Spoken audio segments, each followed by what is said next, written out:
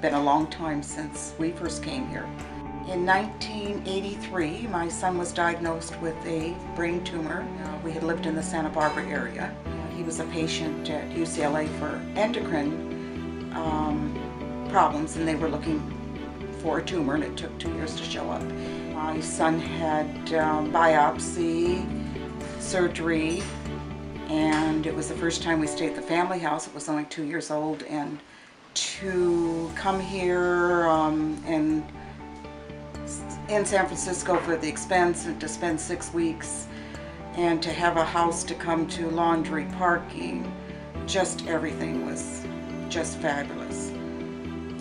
And I know if I was ever stuck or in a pinch, the family house would be there for me.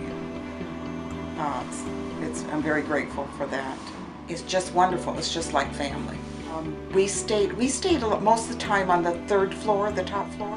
There was a gal here with her 2-year-old daughter who had a brain tumor. My son and I would feed, her name was Kai, feed her breakfast while her mother took a shower. We piled up probably 2 phone books, and she ate her cereal, and she ate everything with a tablespoon.